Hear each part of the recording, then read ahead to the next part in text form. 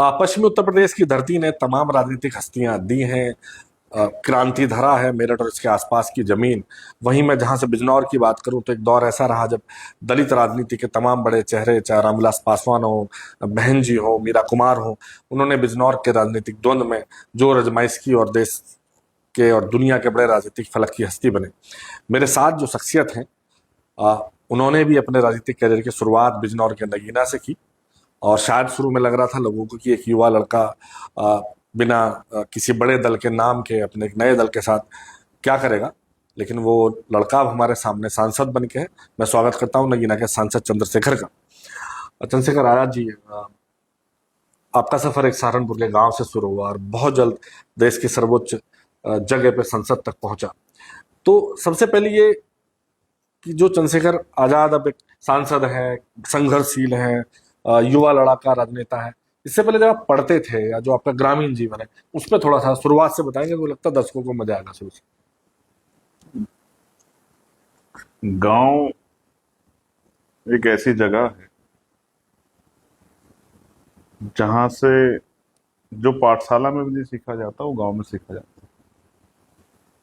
और हर व्यक्ति की नजर आपकी तरफ रहती है, क्योंकि जो गांव में वो किसी भी जाति धर्म का व्यक्ति हो, क्योंकि इस तरह का कनेक्शन होता है कि वो आपके परिवार का एक बड़ा हिस्सा होता है। शाम में लोग बैठते हैं, तो मैं ऐसे माहौल में पैदा हुआ हूँ। इस तरह का एटमोस्फेयर मेरे आसपास है जहाँ हिंदू भी रहते हैं, मुसलमान भी रहते हैं, सिख भी रहते हैं, क्रिश्चियन भी रहते हैं। एक ऐसे माहौल में मैंने ज्ञान हासिल किया, चीजों को जाना, परखा, यानी कि बौद्धिक विकास मेरा उसी क्षेत्र में हुआ। और मेरी जो प्राइमरी से स्कूलिंग है वो वहीं छुटमलपुर में हुई है। सहारनपुर के छोटे। हाँ, जिला सहारनपुर। और मेरा इंटर तक का जो मेरी पढ़ाई वो भी वहीं तक हुई है। वहाँ हमारे एच पिंटर कॉलेज एक कॉलेज है, उसी में 12वीं तक की पढ़ाई हुई। उसके बाद की पढ़ाई मेरी देहरादून में हुई है, सहारनपुर में हुई। मेरे पिताजी टीचर थे प्राइमरी स्कूल में, और उन्होंने बचपन से शिक्षा पे बहुत जोर दिया। और जिन महान पुरुषों के आंदोलन को हम लोग आगे बढ़ाने की कोशिश कर रहे हैं, उनमें भी अब जब मैं उनको पढ़ता हूँ या जानने की कोशिश करता हूँ, जब मैंने शुरुआती दौर में उनको जाना तो उनका भी शिक्षा पे एक जोर था कि शिक्षा बहुत जरूरी। तो मेरे फादर भी बच्चों को पढ़ा के आते थे, लेकिन फिर भी कोशिश करते थे कि वो हमें पढ़ने के लिए जोर देते। और बचपन में जब उस तरह का ज्ञान नहीं होता तो ये लगता था कि ये जोर क्यों, भाई मेरा तो खेलने का मन है, वो पढ़ने के लिए कह रहे हैं, ऐसा क्यों। तो जब आप में ज्ञान नहीं होता तो आपके बड़े ही आपको रास्ता दिखाते हैं, जब तक आपका बौद्धिक विकास उस तरह नहीं होता। भारत में 18 साल की उम्र का आदमी को बालिग माना जाता है जब वो वोट डालने की स्थिति में आ जाता है। 17 साल 11 महीने कुछ दिन भी हो जाए तो भी वो वोट नहीं डाल सकता है। तो यानी कि एक एज का पड़ाव है, एक अनुभव का पड़ाव है। तो मेरी प्रारंभिक शिक्षा से लेके और आज यहाँ तक पहुंचने में मेरे फादर का एक बहुत बड़ा कंट्रीब्यूशन है। हर युवा का सपना रहता है पढ़ते वक्त, माता पिता का सपना रहता है कि हमारा बेटा बड़ा होके जी, ये बनेगा। आप क्या बनना चाहते थे? देखिए, मैं खेल कूद में मेरा बड़ा इंटरेस्ट था। मैं क्रिकेट बहुत खेलता था और मेरी इच्छा थी कि मैं क्रिकेटर बनूं। ये तो मेरी स्पोर्ट की हॉबी के तौर पे थी। लेकिन मेरे फादर की का भी सपना था, वो चाहते थे मैं जज बनूं, क्योंकि उनके जीवन में एक ऐसी घटना घटी, उन्होंने किसी को उधार पैसे दिए उसकी मजबूरी के समय में, और उस आदमी ने लौटाने की बजाय वो पैसे मना कर दिए देने से। तो मेरे फादर ने उनके खिलाफ एक मुकदमा कर दिया, और मेरे याद है 15 साल वो मुकदमा चलता रहा। मतलब हम लोग कच्चे से लेके पैंट में आ गए और छोटे छोटे बालों से लेके चेहरे पे दाढ़ी मूंछ आ गई। लेकिन मेरे फादर रोज हर हफ्ते या 15 दिन में तारीख पे जाते थे, और जब वो आते थे तो हमसे चर्चा करते थे, घर में माँ से बैठ के बताते थे कि आज क्या हुआ है। तो जब उसका फैसले का समय आया तो जैसा आपने कहा कि इसको जो है आप निपटा लो आपस में बैठ के, तो मेरे फादर ने कहा आप ही नहीं पटवा दो सर। तो उन्होंने कहा कि आप इसको सेटल कर लो। मेरे फादर ने, जहां तक मुझे याद है, 25,000 रुपए लगभग दिए। जी। और जैसा आपने कहा कि इसको 5,000 रुपए में सेटल कर लो, मेरे फादर ने कहा सर मैं टीचर हूं, मैंने अपने बच्चों के पेट का जो निवाला था वो काट कर जो पैसा स्टोर किया था वो इस व्यक्ति को दिया। और 15 साल से मैं कोर्ट की तारीखें झेल रहा हूँ, छुट्टी लेके आता हूँ, कोर्ट की तारीख में आता हूँ, वकील को पैसे देता हूँ, किराए के पैसे लगाता हूँ। तो जो मेरा मूल है कम से कम वो तो मुझे दिला दो। अगर वो भी नहीं मिलता तो ऐसी कोर्ट से न्याय की उम्मीद क्या की जाए, जहां जो मैंने दिया है वो ही मुझे नहीं मिल रहा है, ऊपर से मेरा 20,000 रुपए खर्च हो गया है, ये पैसा मेरे बच्चों के हिस्से का था। तो मैं ये न्याय नहीं। तो मेरे फादर में बड़ी निराशा थी। उनका कहना यह था मुझे कि भाई आपको लॉ करनी है, उसके बाद आपको पीसीएसजे की तैयारी करनी है, आपको जज बनना है और गरीब लोगों के लिए न्याय आसान करना है। हालांकि आज भी आजाद भारत में एक बात तर्क संगत है कि अगर कोई, कहते हैं न्याय जन्मसिद्ध अधिकार है, लेकिन अगर कोई हाई कोर्ट जाना चाहता है और अपने केस की उस तरह पैरवी करना चाहता है तो उसको एक ऐसा वकील चाहिए जिसकी फेस वैल्यू और जिसकी पर हियरिंग की फीस जो है 2.5-3 लाख रुपए है। और सुप्रीम कोर्ट में तो 10-10, 20-20 लाख रुपए वाले पर हियरिंग वाले जज वकील भी हैं। तो न्याय तो पैसे वालों के हिस्से में आ गया है। अब गरीब को न्याय नहीं मिलता है। गरीब आदमी तो हाई कोर्ट सुप्रीम कोर्ट जा भी नहीं सकता है, एक बार चला जाएगा तो शायद दोबारा जाने की इच्छा भी नहीं होगी। तो ये एक विरोधाभास है कि न्याय सबका जन्मसिद्ध अधिकार, लेकिन मिलता नहीं। तो मेरे फादर चाहते थे मैं जज बनूं, उन्होंने मुझसे बहुत कोशिश की कि जज बनने के, मेरा इंटरेस्ट इस तरफ था। मैंने लॉ भी किया अपने फादर, क्योंकि वो हीरो थे, उनकी बात माननी जरूरी थी, मुझे इंटरेस्ट ही नहीं किया। लेकिन मैं उनका ये सपना पूरा नहीं कर पाया कि भाई मैं जज बनूं। लेकिन मैंने एक सपना उनका जो उनके मन में था, क्योंकि भाई जब मेरे फादर बीमार हुए तब वो चाहते थे कि मैं अमेरिका जाऊं पढ़ने के लिए, और वो भी इसी से जुड़ा हुआ कि मैं एलएलएम वहां करूं। और साइबर क्राइम उस समय बड़े इंडिया में बहुत तेजी से फैला था, और साइबर क्राइम के एडवोकेट हमारे पास नहीं थे, ये हमारे लिए बिल्कुल नया था। तो मेरे फादर को गाइड किया गया हमारी फैमिली के जो और सीनियर लोग हैं उनके द्वारा कि इनको आप पढ़ने के लिए बाहर भेज दो, अच्छा है वहां से करके आ जाएंगे तो साइबर क्राइम और एलएलएम तो हो सकता है कि यहाँ भी आ जाए या वहां भी सेटल हो जाए, तो एक बच्चा कामयाब हो जाएगा। तो अपनी पूंजी को एक बार आप इस पे इन्वेस्ट कर दो। उसी बीच मेरे फादर बीमार हुए, और जब चीजें पकड़ में आई तो पता लगा उनको कैंसर था। वो कैंसर तब अमीरों के दायरे में तो आता था इलाज के, गरीबों के में नहीं आता था। तो हम मिडिल क्लास फैमिली है, 3 भाई 3 बहन, माँ पिताजी, तो हमारे हिस्से में बेहतर इलाज नहीं है। सरकारी अस्पतालों की व्यवस्था बहुत अच्छी नहीं है, वहां ना दवाई मिलती है ना डॉक्टर टाइम पर मिलते हैं, टेस्ट बाहर से कराने पड़ते हैं। गरीब परिवार के लिए सर्वाइव, इतना सब कुछ सर्वाइव करना, इतना रिसोर्स जुटाना आसान नहीं है। मेरे फादर बड़े स्वाभिमानी थे, उन्होंने मुझसे एक बार कहा कि मेरे अकाउंट खाते में कितने पैसे बचे हैं, जब उनका इलाज चल रहा था। तो मैंने हालांकि पहले बताया नहीं, फिर बता दिया क्योंकि बताना तो था ही। तो उन्होंने कहा कि मैं नहीं चाहता कि मेरे ऊपर उधार के पैसे लगे। तो जब उनकी डेथ हुई तो मैंने कोई पैसा कर्ज नहीं लिया। तो मगर 11 जनवरी 2013 को मैंने अपने पिता को खो दिया, सुबह के 4 बजे थे, और वो मुझे छोड़ के चले।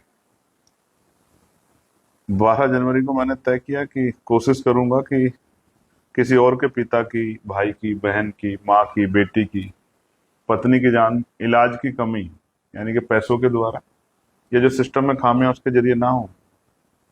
तो इस आंदोलन में जुट गए। फिर अपने जो सपने थे, अपनी जो चाहते थी, उनको पीछे छोड़ दिया, और फिर संघर्ष का दौर शुरू हुआ। और ये संघर्ष का दौर आज 2025 में है। 2013 से 12 साल हो गए, खूब आनंद में है। जब सांसद का सर्टिफिकेट ले आओगे तो पिताजी का चेहरा याद आया? 2 दिन ऐसे होते हैं, एक फादर्स डे जिसपे मैं बड़ा परेशान रहता हूँ, मेरे सारे मित्र इस बात को जानते हैं और मेरी फैमिली भी इस बात को जानती है लेकिन मेरे लिए इसके साथ साथ 2 दिन और, जिस दिन मेरे पिताजी का जन्मदिन होता है और जिस दिन मेरे पिताजी की डेथ होती है, वो 2 दिन मेरे लिए ऐसे होते हैं कि मेरे जो बहुत करीबी दोस्त होते हैं जिनसे मैं शेयर कर लेता हूँ, तो मैं कोशिश करता हूँ उन दिनों में किसी से बात नहीं करता, क्योंकि अपने को खोने का दुख वही जानता है जिसने खोया हो। तो तकलीफ होती है अपने फादर को याद करके कि वो उन्होंने हमारा पूरा जीवन उनका दूसरे लोगों के लिए पढ़ाते रहे, बच्चों का भविष्य बनाने के लिए, हमारा भविष्य बनाने के लिए। वो मरना नहीं चाहते थे, लेकिन बीमारी कारण उनकी जान चली गई, तो मैं उनके लिए कुछ कर नहीं पाया। एक बेटा होने के नाते मेरे अंदर ये इस बात की पीड़ा रहेगी हमेशा कि मैं अपने पिता के लिए कुछ कर नहीं पाया। तो ये जब ये 2-3 दिन आते हैं और मैं कहीं हूँ, किसी काम पे हूँ, तो एक भावुकता, एक अंदर पीड़ा रहती है जब मैं उनको याद करता हूँ। हालांकि सुबह उठ के मैं उनको याद तो करता ही हूँ, और तब तक करता रहूंगा जब तक मैं जीवित रहूंगा। उनके लिए तो मैं हमेशा बेटा ही रहूंगा, नहीं, किसी पद पे रहूँ। एक मतलब सुटमलपुर जैसी जगह में अगर ये सपना देखना कि बेटा साइबर लॉ का एक्सपर्ट बने, और आज से 10-12 साल पहले, तो ये भी उनकी जागरूकता और उसका परिणाम रहा होगा कि शिक्षक थे शायद, इसलिए भी संवेदनशील पक्ष है। इस पर जितनी बात की जाती कम है। दुनिया ने जो देखा है, चंद्रशेखर भाई, वो एक लड़ाका, आक्रामक चंद्रशेखर को देखा। वैसे तो अब शब्दावलियों के बंधन टूट गए हैं, पर जब वो पहली बार बोर्ड लगा गांव में, आपका फोटो वायरल हुआ, तब शायद इन शब्दों को कहना और एक दूसरे को संबोधन भी एक आपत्तिजनक माना जाता था। आपने उस शब्द को सार्वजनिक रूप से जब चर्चित लाया, तो ये युवा शायद मुझे लगता है कि दुनिया के फलक पर दिखना शुरू हुआ। वो घटना क्या है? 2 चीजें हैं। कभी कभी मुझे हंसी भी आती है जी, कि वो मीडिया जिसपे हम लोग आंख बंद करके भरोसा करते हैं, कभी कभी वो इस तरह खबरें छापता है, उनको भ्रामक भी नहीं कह सकते, बेबुनियाद हो जाती हैं वो खबरें। जी, मैं ये बात इसलिए कह रहा हूँ कि कई बार मैंने बड़े बड़े आर्टिकल पढ़े और वो बहुत सीनियर जर्नलिस्ट थे, लेकिन उन्होंने मेरे गांव का नाम कुछ और लिख दिया, जी, मेरे परिवार के बारे में कुछ और लिख दिया, मेरे बारे में कुछ और लिख दिया, मेरे स्कूलिंग के बारे में कुछ और लिख दिया। तो मुझे लगा कि उनके पास कोई ऑथेंटिक जानकारी नहीं है, किसी से ऐसे ही पूछ लिया। और कम से कम मुझसे ही पूछो अगर कोई। एक चीज आपको समझनी पड़ेगी, आज सोशल प्लेटफॉर्म है, जी, मैंने आज एआई है, तमाम चीजें, मैं कुछ भी बनाकर डाल दूं, तो सोशल प्लेटफॉर्म की जिम्मेदारी है कि वो उसको ऑथेंटिक करें, पहले उसका सत्यापन करें कि बात सही है नहीं है। बिना सत्यापन करे उसको मार्केट में लेके आ जाना, उसका एक्सप्लोजर करना। बड़े प्लेटफॉर्म गूगल है, जी, जी, ट्विटर है जिसको एक्स जी, कहते हैं, जी, फेसबुक है, इंस्टाग्राम है, और उससे जिसको नुकसान होना है, जिसकी छवि को है, उसको वो होता रहे, किसी को फर्क नहीं पड़ता। जी।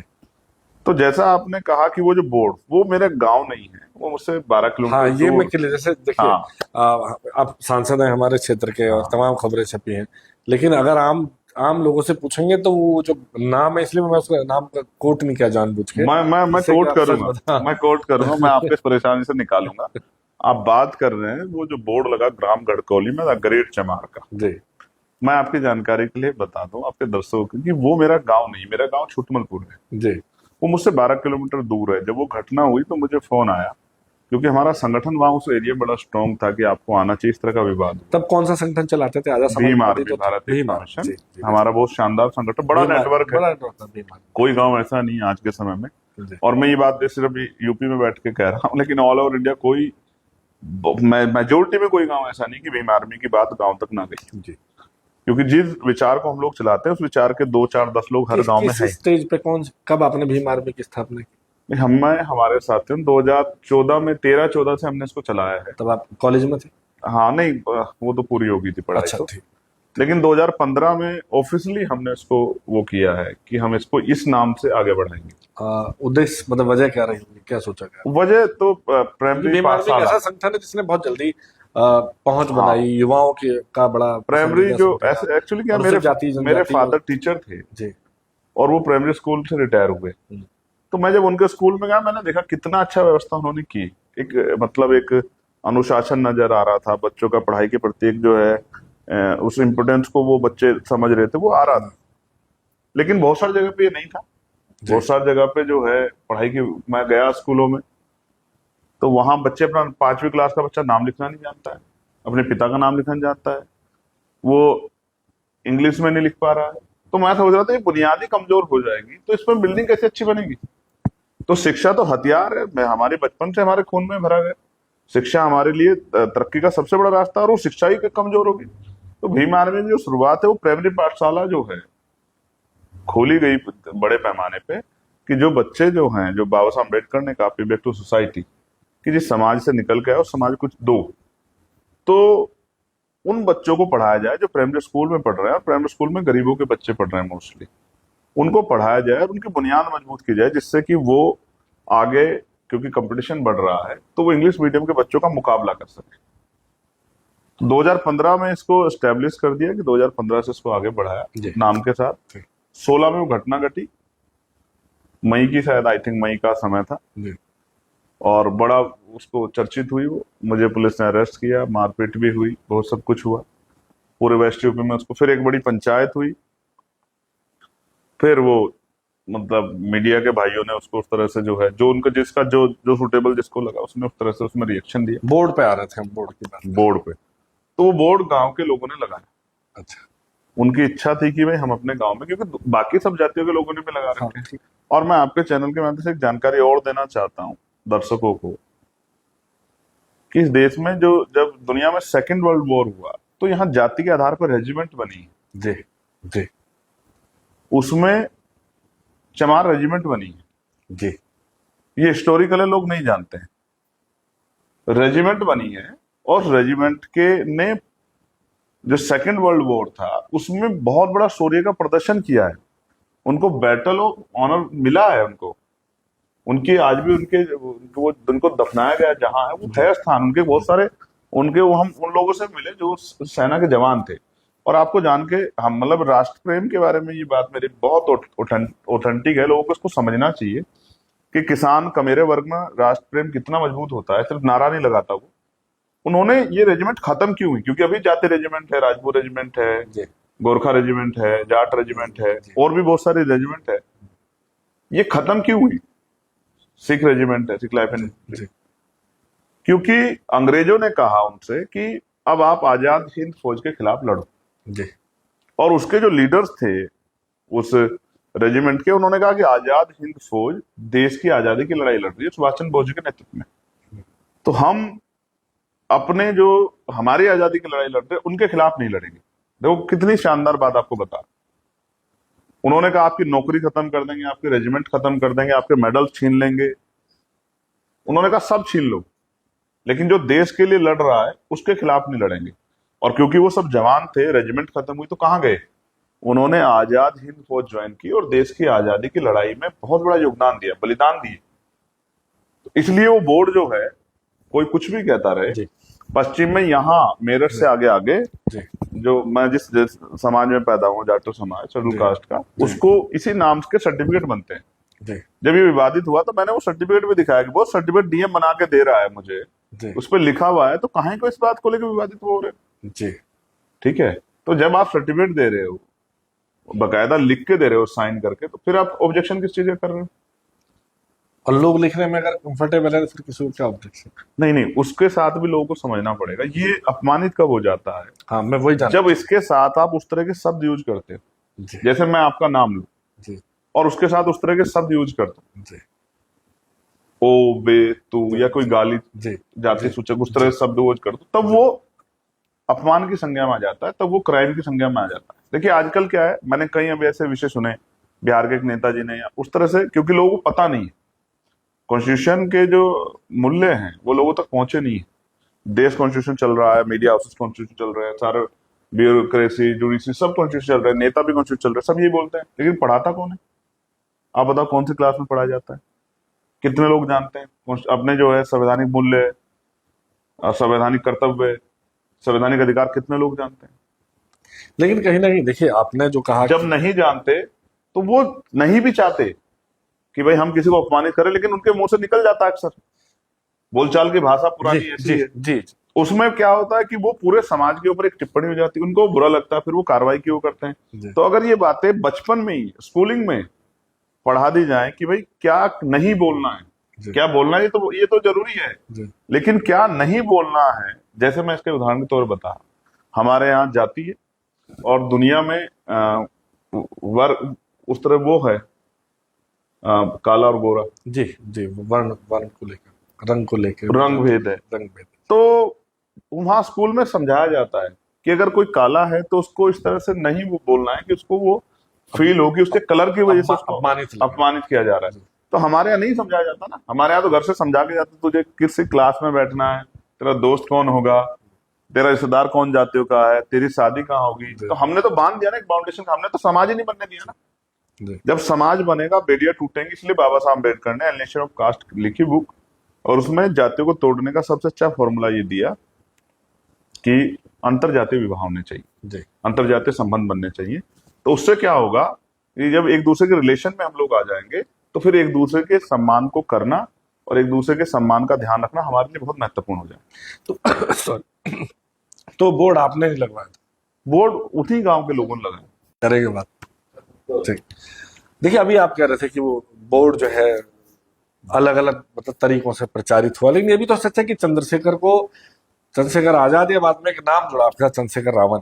चंद्रशेखर आजाद तो आपका नाम है, चंद्रशेखर रावण जुड़ा, तो वो जो चंद्रशेखर रावण जो प्रसिद्ध हुआ, युवाओं की आवाज बना, चेहरा बना, वो कहीं ना कहीं उस बोर्ड का इम्पैक्ट तो था, आप इस बात को तो मानेंगे? बिल्कुल ना नहीं कर रहा। जिस बात को लोग छिपा रहे हैं, जिस बात पे से लोग कहने से डर रहे हैं, उस बात को अगर कोई पूरी हिम्मत से कहे तो चर्चा का विषय तो बनना ही। तो मैं फिर ये कहूंगा, उस गांव का मेरे ऊपर बड़ा कर्ज है, उस गांव से मुझे पहचान मिली, तो इसमें कोई दो राय नहीं। मैं इस बात को बिल्कुल नहीं नकार रहा हूं कि भाई वो बोर्ड जो है वो ऐतिहासिक बोर्ड है, और ये बड़ी हिम्मत की बात थी कि उन लोगों ने अपने आप को स्वीकार किया और अपना बोर्ड लगाया।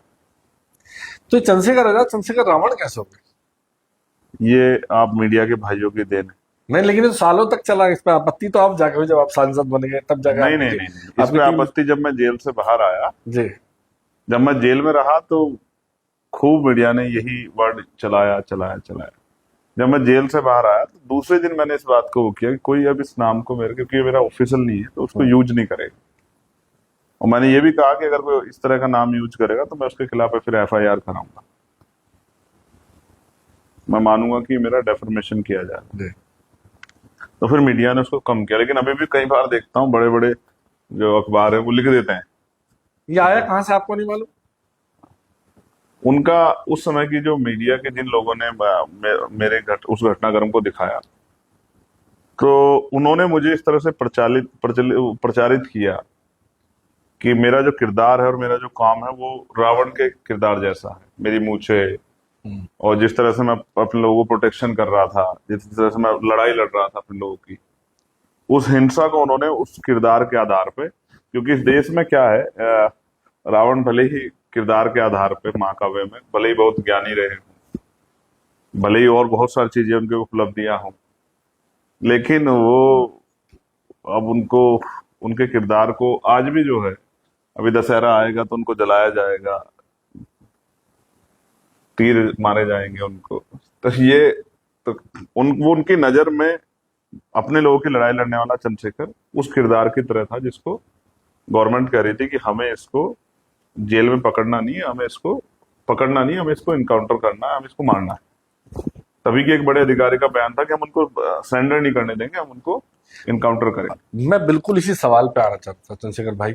आपकी कुछ फोटोज आई थी अस्पताल से व्हील चेयर पे, और लगा कि बहुत बीमार हैं, तो वो बीमारी थी, कोई कोई पुलिस का ऐसा 3rd डिग्री टाइप का कुछ ऐसा ट्रीटमेंट था कि एक मजबूत जवान हट्टा कट्टा काठी वाला युवा जो है वो व्हील चेयर पे, लोगों ने इस स्थिति में देखा कि जब लगा कि पता नहीं कि क्या होगा आगे?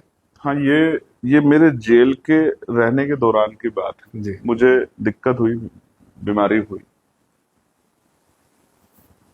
और वो उस तरह का सिचुएशन था कि मैं अपने आप को बहुत कमजोर महसूस कर रहा था। तो मुझे, आप कभी चेक करके देखना कि पुलिस जो है, जेल पुलिस बहुत कम कोशिश करती है किसी पेशेंट को बाहर भेजे जी अस्पताल दिखाने के लिए, क्योंकि जेलों में अस्पताल होते हैं, वहीं से मेडिसिन वगैरह के लिए वो करते हैं। मेरे जैसा आदमी जिसको गवर्नमेंट नहीं चाहती बाहर आए, वो कैसे बाहर आ जाए? तो उस तरह की सिचुएशन जो है, क्रिटिकल सिचुएशन हुई, और वहां के हॉस्पिटल स्टाफ ने ये तय किया कि भाई इनको बाहर भेजना है और दिखाना पड़ेगा, तो भाई कल कोई बड़ी घटना हो जाए, कोई इस तरह की सिचुएशन बन जाए कि जान पे बनाए, तो फिर कौन जवाब देगा कि भाई अगर इस तरह की सिचुएशन थी जेल में तो आपने उनको क्यों वो नहीं किया। हुआ ना, मैं 8 दिन तक भूख हड़ताल पे रहा।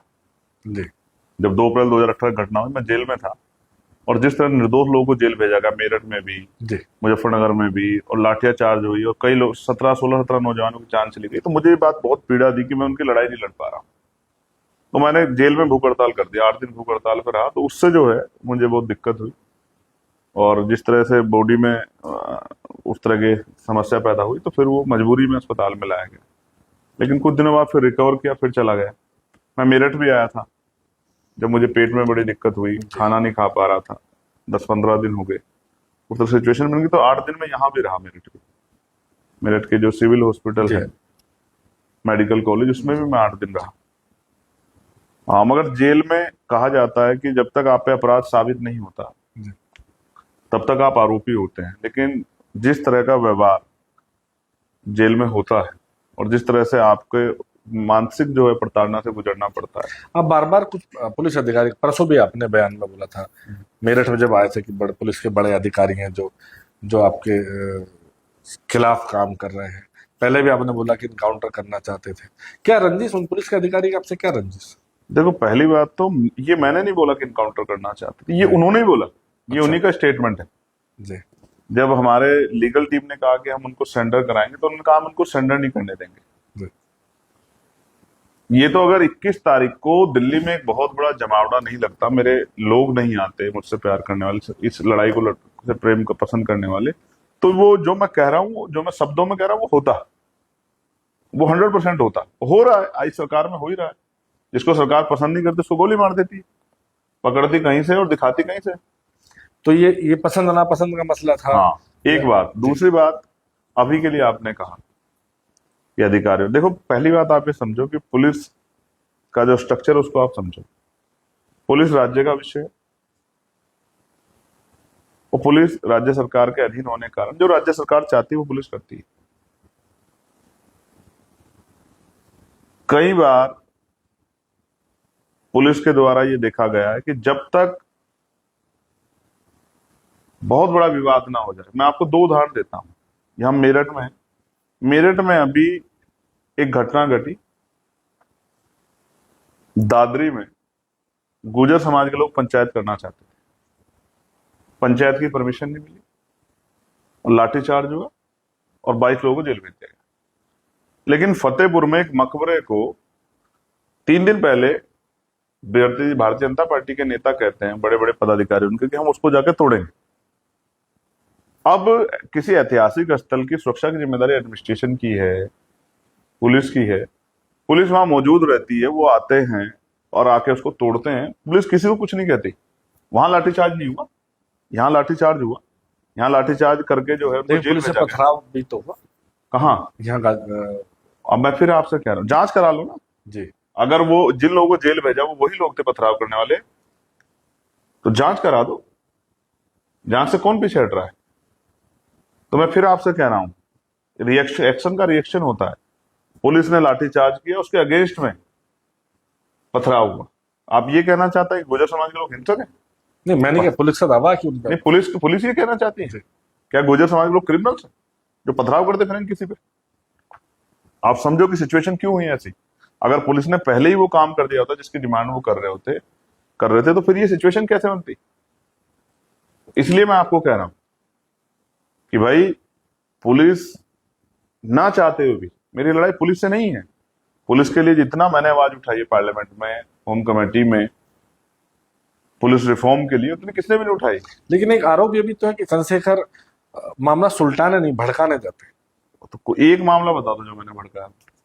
मैं आपकी पत्रकारिता, क्योंकि लंबा अनुभव है आपके पास, एक मामला आप बता दो। कोई कहता तो कोई ये भी है, बहुत कुछ कहता है, तो ये भी कहता है, वो भी कहता है, मैं इस पे जाता नहीं, मैं तो वकील हूं। तो आप मुझे गारंटी से एक मामला कह दो कि आपने भड़काया, तो मैं उसको मान लूंगा। ताजा कह दो, 2 साल पुराना, 4 साल पुराना, आपके पास बहुत अनुभव है। ऐसा तो है नहीं कि आप मुझे 1 महीने से जानते हैं, लंबे समय से आप पत्रकारिता में हैं, इसको कवर कर रहे हैं पूरे उसको।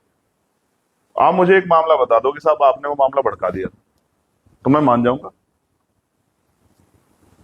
ऐसे तो मीडिया के बारे में लोग क्या क्या नहीं कहते। अब सबको एक उससे थोड़ा देखा जाता है। अब बताओ, कोई प्रोटेस्ट देख लो विपक्ष का जिसमें मीडिया गाली ना पड़ती है और इस तरह के नामों से प्रचलित करते, तो इसके आधार पर सब लोग एक श्रेणी में ले जाए, मैं तो इससे सहमत नहीं हूँ। हर जगह अच्छे बुरे लोग हैं, तमाम तरह के लोग हैं। तो भीम आर्मी जब समाज के लिए काम अब आप बता नहीं पा रहे एक भी घटना। नहीं, मैं आपसे कह रहा था, देखिए मैं घटना, लेकिन तमाम जगह चूंकि आरोप लगते हैं, मैं अभी आया विपक्षी दल के लोग, मैं आप यही मेरठ बात आया करते अभी। हैं। पुलिस प्रशासन हमेशा जो रोकता है वो यही कहकर रोकता है आपको, मैं नहीं बता रहा, मैं जो तथ्य है उनके ऊपर बात। तो फिर आप हर जगह जब रोका जाता है तो ये कहकर रोका जाता है कि अगर आप वहां जाएंगे तो मामला भड़क जाएगा, सुरक्षा व्यवस्था का मामला है, कानून व्यवस्था का मामला है। तो आप मुझे ये बताओ, इतनी कमजोर कब से होगी पुलिस की जो है वो सुरक्षा व्यवस्था मजबूत नहीं कर सकती है या वो कानून व्यवस्था मजबूत नहीं कर सकती? आप ये समझो, बहुत जिम्मेदारी की बात आपको बता रहा हूं। क्या हमारी इंटेलिजेंस का इतना फेलियर है कि उनको नहीं पता कि दादरी में कितने लोग इकट्ठा होंगे? क्या हमारी एलआईयू इतनी नकार होगी? क्या खाकी का इकबाल इतना कमजोर पड़ गया है? ऐसा नहीं। लेकिन जब एक तरफा कार्रवाई होती है तो विरोध पैदा होता है। अगर आप न्याय संगत कार्रवाई करोगे कहीं विरोध नहीं पैदा हो सकता है। मैं एक चुना हुआ जनप्रतिनिधि हूं, लोकसभा का सदस्य हूं। मैं अगर गलत कार्य करूंगा या मैं कोई क्राइम करूंगा तो मेरी जवाबदेही और लोगों से ज्यादा है। मैं सामान्य पद व्यक्ति नहीं हूं, मैं एक पद को रिप्रेजेंट कर रहा हूं। तो अगर मैं कोई ऐसा भाषण देता हूं, जैसे मैं दिल्ली में, मुझे जेल भेज दिया गया जमा मस्जिद से पकड़ के एनआरसी के आंदोलन में, और क्या कहा गया पुलिस ने कि वो इन्होंने भड़काऊ भाषण दिया। और मैंने वहां भाषण क्या दिया कि मैंने संविधान की प्रस्तावना पढ़ी कि हम भारत के लोग। जब जज साहिबा ने पूछा, कामनी लॉ मैम थी, उन्होंने पूछा कि चंद्रशेखर का भाषण दिखाइए, क्या उन्होंने भड़काऊ भाषण। तो दिल्ली पुलिस का कहना था कि वो भाषण उन्होंने रिकॉर्ड नहीं किया। तो उन्होंने ये पूछा इन्वेस्टिगेशन ऑफिसर से कि बहुत, ये दिल्ली पुलिस है, देश की राजधानी की, यहाँ स्पेशल सेल है। अगर ये इतनी कमजोर है कि जो आदमी भाषण दे रहा है, जिसके को मुकदमा लगा जेल भेजा है, उसका उनके पास भाषण नहीं है, तो किस आधार पर उसको गिरफ्तार करके जेल भेज दिया? तो इस आधार पर मुझे बेल दी गई। तो ये बात मैं आपको इसलिए बता रहा हूं कि मैं मेरठ आया और मैंने क्या कहा, एक विवाद चल रहा है सम्राट मीर भोज्जे को लेकर, गुर्जर और राजपूत समाज के लोग। मैंने क्या स्टेटमेंट दिया कि इस मामले को सुप्रीम कोर्ट ले जाना चाहिए और सुप्रीम कोर्ट इसको डिसाइड कर दे कि जातीय संघर्ष बिल्कुल, क्योंकि कोई आदमी सुनना नहीं चाहता, ना इस पक्ष को ना इस पक्ष को। हमको लगता है कि अगर आप इस पक्ष की बात करो ये नाराज हो जाएगा, इस पक्ष की बात करो ये नाराज हो जाएगा। बात नाराजगी की नहीं है, जातीय संघर्ष ना हो, जो हमें लग रहा है कि हो सकता है, तनाव ना पैदा हो दो समुदाय में। इसलिए मैंने कहा कि इसको सुप्रीम कोर्ट में ले जाना चाहिए और दोनों तरफ के लोग अपने एविडेंस दे और सुप्रीम कोर्ट को डिसाइड कर दे, उसको सख्ती से लागू करा दिया जाए कि भाई अब इसमें कोई वो नहीं होगी। तो मैंने कौन सा भड़काने की बात की? मैं जब न्याय संगत ये कहता हूं कि आई लव मोहम्मद का जो बैनर है, अब अगर आपकी आस्था सनातन में है, आप आई लव महादेव का कार्ड पकड़े खड़े हो जाते, तो ये अपराध कैसे हो सकता है? आप मुझे बताओ। मेरी आस्था अगर गुरु रविदास जी में या भगवान बुद्ध में, मैं I love Guru Ravidas ji, I love Guru Samandas ji, I love भगवान बुद्ध का वो ले खड़ा हूं, इसको कैसे आप क्राइम वो कर दो डिक्लेयर? नहीं, लेकिन अभी आपने कुछ समय पहले जब शब्दों की बात चल रही थी तो आपने कहा कि शब्द गलत नहीं है, भावनाएं गलत है, कहीं भड़काने की भावना तो नहीं है, या किसी के प्रति ही उसको टीज करने की भावना तो नहीं है, अबे तबे टाइप के शब्द लगाने। वो कानूनन जुर्म हो जाए। तमाम विद्वानों ने जो पोस्टर आए इस पे कहा है, धार्मिक विशेषज्ञों ने कहा कि भाई ये तो दिल का मसला है, मन का मसला है। तो कहीं ऐसा तो नहीं कि पोस्टर दिखा के ये भड़काने की साजिश हो रही हो, तो क्या फिर पुलिस को नहीं उसको रोकना चाहिए? नहीं, उस पे फिर मैं कह रहा हूँ, मैं तो और जगह नहीं जाता, मेरे सहारनपुर में एक आदमी ने, सिंगल आदमी ने ये पोस्टर पकड़ा। तो आपका कहना है कि पोस्टर लगाना ठीक है? मैं क्या कह रहा हूँ, पोस्टर पकड़ा, पुलिस उसको इस तरह लेके गई, उसकी गर्दन पकड़, उसको इस तरह लेके जा। मेरा कहना ये है भाई, उसका अपराध क्या है ये तो बता दो। आप ज्यादा ज्यादा करो, उससे कह दो भाई आपने दिखा लिया, अब आप अपने पोस्टर को जेब में कर लो। इससे इस तरह की अशांति ना पैदा। अगर कोई हुजूम जाके इस तरह दिखा रहा है, दूसरे आदमी को टीज कर रहा है, तो रिएक्शन होगा। कोई आदमी मस्जिद पे लेके एक आदमी खड़ा हो गया है, तो मुझे नहीं लगता किसी को टीज होगा। और मैं तो उनसे भी कहता हूं जो लेके, तो भाई अपने प्रेम को अपने दिल में रखो। आज का माहौल ऐसा है कि धार्मिक स्वतंत्रता कॉन्स्टिट्यूशन ने दी है, लेकिन सरकार ने नहीं दी है। आपको लगता है उत्तर प्रदेश सरकार सुनना चाहते हो? उत्तर प्रदेश सरकार धार्मिक स्वतंत्रता सुनना चाहते हो जी? तो सुनो, कावड़, ये जब कावड़ का त्योहार था, कितनी जगह गाड़ियां टूटी, मेरठ से लेके गाजियाबाद, हरिद्वार, मुजफ्फरनगर, कितनी गाड़ियां तोड़ी, कितने लोगों को पीटा गया, कितने लोगों को हाथ जुड़वा के पीट के थाने बंद किया सरकार ने। क्राइम तो क्राइम है ना। कितनी गाड़ियां टूटी, आप बताओ, कितनी स्टोरियां कवर की होंगी अमर उजाला ने। आपको पता होगा, मैंने गाजियाबाद में देखी, मैंने मेरठ में देखी, मुजफ्फरनगर में। हरिद्वार पुलिस ने तो बाद में डंडा बजाना शुरू कर दिया कि भाई ये धार्मिक लोग, कावड़िया नहीं, तो दंड है, अपराधी लोग हैं, इस तरह से हिंसा कर रहे हैं। उन्होंने तो, क्योंकि वहां के व्यापारियों ने कह दिया कि अगर हमारी दुकानों पे हमला कोई करेगा तो हम छोड़ेंगे नहीं, तो फिर उन्होंने सख्त कर दिया। फिर मुख्यमंत्री को भी कहना पड़ा कि भाई ये इस तरह की हम स्वीकार नहीं करेंगे। क्यों क्यों आप समझो ना, एक जैसा कानून एक सबके लिए बराबर है ना, तो एक जैसा व्यवहार करो। तो आपको लगता एक जैसा व्यवहार क्यों नहीं कर रहे हो? है उत्तर प्रदेश सरकार, आपका कहना है कि वो हाँ, धर्म देख के कार्रवाई करती है। कांवड़ियों बिल्कुल पर साफ कह कार्रवाई रहा हूं। होनी चाहिए थी। कार्रवाई, अपराध जो करे उस पर कार्रवाई होनी चाहिए। लेकिन आप इतने घटना होने के बाद एक आदमी पे एफआईआर नहीं दर्ज करते हो, और यहाँ एक बोर्ड पे, सिर्फ एक कागज पे आप जानवरों जैसे सलूक करते हो, तो फिर तो जवाब देना पड़ेगा ना। फिर मेरे जैसे लोग चुप हो जाएं तो फिर ये, जब मैं पार्लियामेंट में गया था ना भाई जी, तो मैंने जब ओथ ली ना, उस ओथ में ये था कि मैं भारतीय संविधान के जो मूल्य हैं, लोगों के प्रति जो लोगों के राइट्स हैं, उनको प्रोटेक्शन की जिम्मेदारी हम लोग लेने के लिए यहां खड़े हैं। मुझे वो संविधान की शपथ याद है। अगर हिंदुओं पे भी कोई अन्याय करेगी सरकार, तो मैं उनकी लड़ाई भी लड़ूंगा। लेकिन अगर मुसलमान पे, बौद्ध पे, क्रिश्चियन पे, जैन पे, सिख पे भी अगर अत्याचार होगा, तो मैं उसकी लड़ाई भी उतनी ताकत से लड़ूंगा जितनी ताकत से दूसरे भाई की लड़ाई लड़ूंगा। अभी आप सांसद बनने हैं, लेकिन सुरक्षा आपको केंद्र ने पहले ही दे दी। आप पे गोली चली, जी नहीं, सुरक्षा किसको मिलनी चाहिए? चुनाव के वक्त ये आरोप भी लगे कि कहीं ना कहीं चुनाव को त्रिकोणीय चतुष्कोणीय बनाने के चंद्रशेखर आजाद को सुरक्षा देके बड़ा सुरक्षा से फेवर बनाया। चतुष्कोणीय हो जाता है तो कोई सुरक्षा वाले हार गए आपके यहाँ? पता नहीं है आपको? आप देखो आपके अड़ोसी पड़ोसी कितने सुरक्षा वाले हारे हैं। सुरक्षा से जीत जाता क्या आदमी? चुनाव चतुष्कोणीय हो जाता है। नहीं, ये कहा गया कि मैं आपको बताता एक जो मैं आपको बताता जी, हूँ, आपकी जानकारी के लिए बताता हूँ। जी। और ये आप नहीं, मैं, ये तो विपक्ष के लोगों ने भी कहा, कुछ लोगों ने। मैं आपकी जानकारी, उनकी जानकारी के लिए बता देता हूँ। 1 इंच का फर्क है मेरी गोली में। अगर वो गोली 1 इंच इधर होती तो चंद्रशेखर एक हिस्ट्री के तौर पर रह जाते, हमारे आंदोलन को एक बहुत बड़ा नुकसान होता। मैं अपने आंदोलन का फेस, कौन लोग मानना चाहते हैं? अब मैं इस बात कंप्लीट कर दूं, मैं किसी व्यक्ति पे नहीं जा रहा हूं। हम एक वैचारिक आंदोलन चला रहे हैं। जिन लोगों को उस वैचारिक आंदोलन में खतरा है, जो लोग चाहते हैं वो वैचारिक आंदोलन आगे ना बढ़े, तो वो तमाम तरह के प्रयास करते हैं। एक बात तो मेरे ऊपर गोली चली, जब गोली चली तो बहुत सारे लोगों ने कहा कि तो पब्लिसिटी असिस्टेंट अपने आप चलवा ली होगी। तो पुलिस तो मेरी नहीं है उत्तर प्रदेश में। पुलिस ने गिरफ्तार किया, 4 लोगों को अरेस्ट किया। मेरी ये मांग थी कि और एक्सप्लोजर किया जाए क्योंकि और लोग हैं, तो मेरी मांग को नहीं सुना गया। 4 लोग पेश किए गए, उनसे पुलिस से पूछा मीडिया ने कि क्या ये डराना चाहते थे, मारना चाहते थे? तो पुलिस का बयान है, डीआईजी का, अजय साहनी जी का, कि ये डराना नहीं, ये हत्या करना चाहते थे, ये चंद्रशेखर को मारना चाहते थे। तो इतने बड़े आंदोलन का जो फेस है, जिससे लाखों लोग जुड़े हुए हैं, जो राजस्थान में चुनाव जब लड़ते हैं तो बहुत कम मार्जिन से 3 सीटें हार जाते हैं, मध्य प्रदेश में बहुत कम मार्जिन सीटें हार जाते हैं, जो महाराष्ट्र में बहुत कम मार्जिन सीटें हार जाते हैं, 22 राउंड तो आगे रह के। तो उस आदमी पे जब गोली चली तो मैं अकेला थोड़ा ही था सुरक्षा की मांग को उठाने वाला, मेरे साथ पूरा विपक्ष खड़ा था जंतर मंतर पे दिल्ली में। जयंत चौधरी जी आए, कांग्रेस के बहुत सारे बड़े नेता आए, तेलंगाना की एक पार्टी है चंद्रशेखर जी की, उनके नेता आए, समाजवादी पार्टी के नेता आए, लेफ्ट पार्टी के नेता आए, आरजेडी के नेता, तमाम नेताओं ने आके कहा कि भाई इनको सुरक्षा मिलनी चाहिए, इनकी जान पे खतरा है।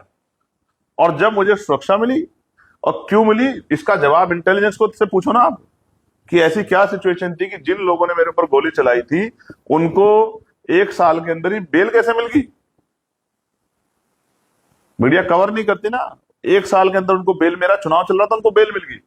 तो ऐसी इंटेलिजेंस पे क्या रिपोर्ट थी कि अगर इस आदमी को सुरक्षा नहीं दी गई तो हो सकता है कि चुनाव के दौरान ये आदमी मारा जाए। इंटेलिजेंस ऐसे थोड़े मिल गई। जी तो जो लोग तब तक मेरे साथ सुरक्षा की मांग कर रहे थे वहां खड़े होकर, फिर वही लोग कहने लगे भाई इनको सुरक्षा क्यों दे दी। और मैं तो कहता हूं सारे नेताओं को छुड़वा दो, मैं भी छोड़ देता हूं। और मैं तो आज छोड़ दूं, मेरा क्या है। मेरी सुरक्षा तो उसके भरोसे है जिसने मुझे पैदा किया, उस कुदरत ने, या मेरे लोगों के भरोसे। लेकिन आप ये सोचो, मैं तो फील्ड का काम आज भी नहीं छोड़ रहा हूं। जी ये डन मैं तो आज भी फील्ड में हूं। डन चेक कर ले बेटा एक बार। अभी आपने जब बात करी कि आप पे हमले के बाद सुरक्षा की मांग करने वालों में नाम आपने गिनाने शुरू किए, तो जयंत चौधरी का नाम लिया, अखिलेश यादव का नाम नहीं लिया। आपकी जो पहली राजनीतिक दोस्ती की चर्चाएं चली जब आजाद समाज पार्टी आई, तो अखिलेश यादव उसमें से नहीं पहले नहीं, मैंने जो आया था मंच पे जी उसका नाम ठीक लिया। है, समाजवादी पार्टी के जैन जी आए थे मंच पे। समाजवादी पार्टी के नेता आए थे, अखिलेश नहीं आए। हाँ, खैर अच्छा जो नहीं आया उसका नाम कैसे ले दूं, जी आप कोई बताओ। बात उनकी नहीं, पार्टी के बहुत सारे नेता आए। मैं अभी आता हूँ उस हाँ। पर। जो पहली राजनीतिक दोस्ती जो आजाद समाज पार्टी बनने के बाद आई, मुझे वो इंटरव्यू एक टीवी चैनल का याद है जब आपने ये भी कहा कि अभी फोन अगर वो करें तो मैं अभी साथ देने को तैयार हूँ। Yes. आपने ऑन, और मेरे ख्याल से कोई दूसरे बड़े नेता भी थे, उनसे बोला कि आप अभी फोन करा लीजिए अखिलेश यादव से, मैं साथ देना। और शुरू में लग रहा था कि दो युवा चेहरे हैं, पश्चिम में आप बड़े मुफीद होंगे उनके लिए, एक अच्छे चेहरे होंगे, खास तौर से उस कम्युनिटी में जहां सपा के वोट थोड़े से कम रहते हैं। आप फिर ये हुआ क्यों नहीं, मतलब कैसे ये दोस्ती, आपने हमेशा बड़े भैया की तरह उनको मैंने अभी एक इंटरव्यू में ये पूरी बात बताई क्योंकि उनके एक नेता ने एक इंटरव्यू में इस तरह की बातें की। वो बड़ी, मैं राजनीतिक भाषा को समझता हूँ कि भाई वो अच्छा काम कर रहे हैं लेकिन वो फलानी पार्टी की गोद में बैठ गए हैं, जी तो ये है वो है। तो मुझे लगा कि अब इस बात का को स्पष्ट करना चाहिए, इसको अब छिपाना नहीं चाहिए कि किसका फोन आया, कौन बीच में था। तो मैंने एक इंटरव्यू में अभी कुछ दिन पहले पूरी बात विस्तार से बताई कि मेरे पास किसका फोन आया। किसका आया, अभी थोड़ा शॉर्ट में बताएं तो बताएं। हाँ हाँ, मेरे पास फोन आया और बड़ी शानदार कहानी, मतलब ऐसा लगेगा आपको एक मूवी है वो, जिसमें उस तरह की वो हर कंडीशन इस तरह की होती है कि आदमी को झटका लगता है, यार इसको तो हम कुछ और सोच रहे थे तो कुछ और निकल गया, जी इसको तो हम हीरो समझ रहे तो विलन निकल गया, जी इसको हम विलन सोच रहे तो हीरो निकल गया। जी तो हुआ ये कि जब मैं उनके यहाँ पर मौजूद था तो उस अलायंस की बातचीत में एक शख्स थे, जज साहब, जी सिटिंग जज थे तब वो, जी और लास्ट बातचीत के दौर में वो थे। ये जज साहब जो आपके सामने चुनाव लड़, हाँ, मैं इसको पूरा कर दूं। जी तो तब वो नोएडा पोस्टिंग थे। मैं इनसे मिला, इन्होंने कहा कि भाई हम बात कराएंगे और आपका अलायंस हम लोग कराएंगे और हम लोग काम कर रहे हैं बहुत, मैंने बहुत सारे डॉक्यूमेंट तैयार किए हैं और हम लोग इस तरह से, हमारी टीम काम कर रही है। मैंने कहा अच्छा ठीक है बात है। मैं तो तैयार था क्योंकि मैं हाथरस जैसी घटनाएं हुई थी।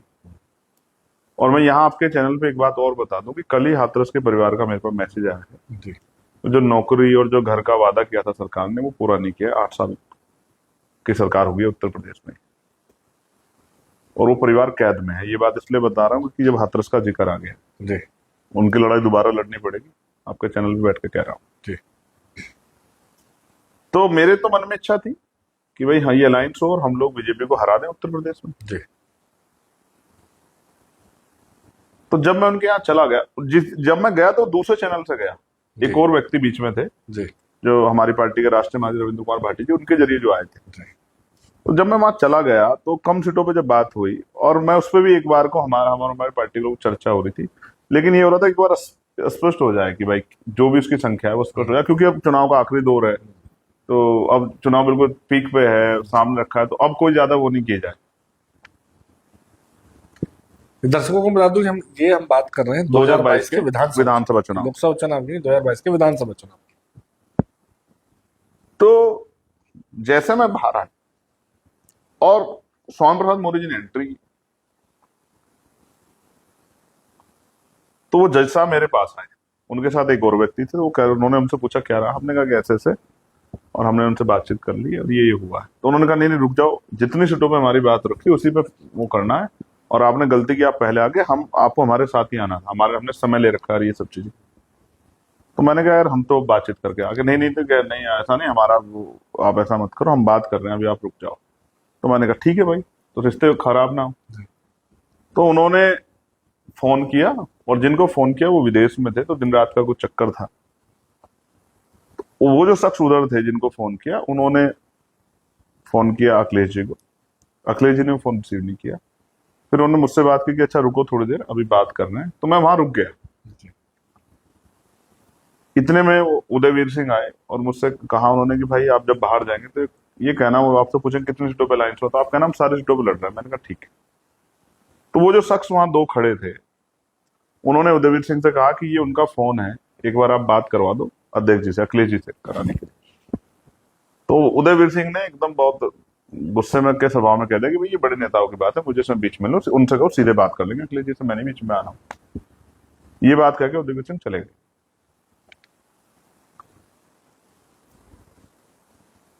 और इन्होंने मुझसे कहा, जो दो लोग अंदर आए थे, कि भाई आप जाके एक बार अखिलेश जी को कह दो कि हम शाम तक बताएंगे।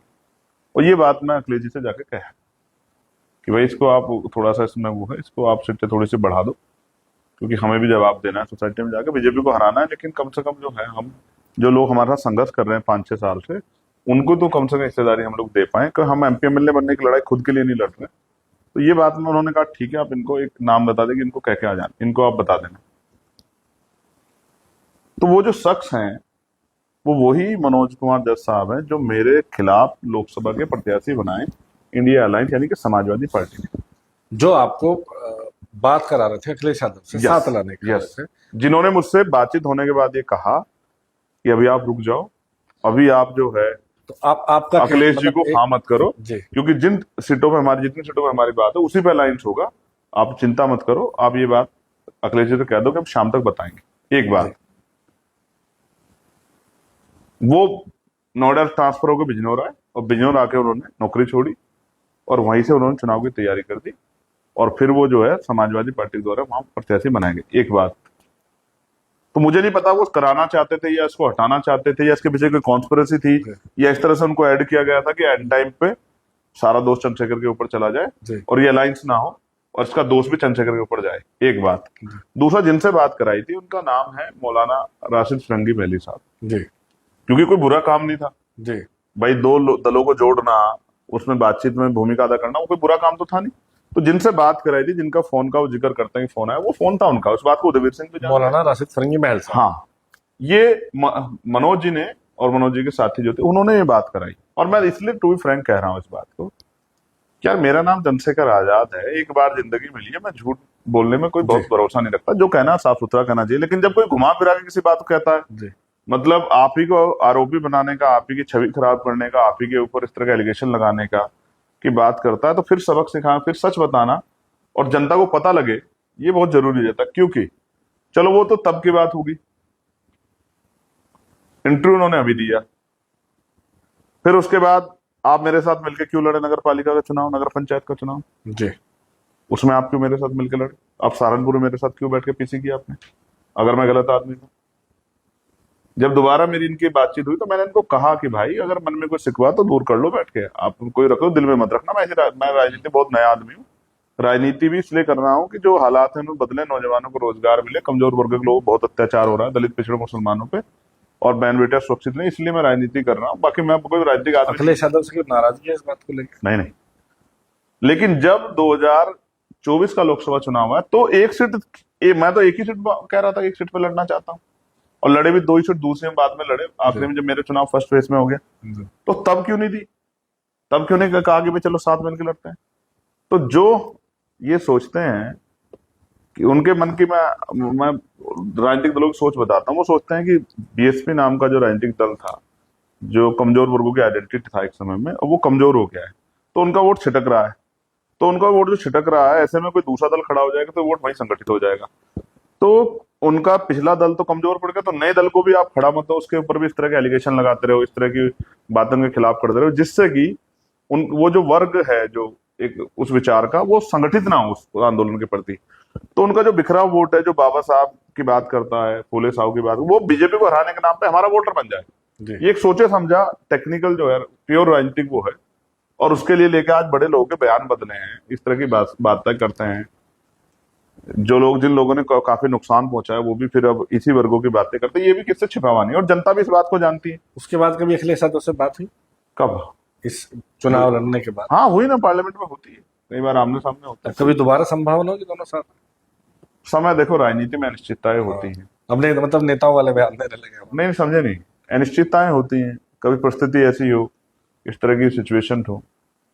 तो जैसे इंडिया अलायंस ने तो मेरा साथ नहीं दिया, लेकिन अब जब उपराष्ट्रपति का चुनाव हुआ तो मैंने तो इंडिया अलायंस के प्रत्याशी को वोट दिया। जी।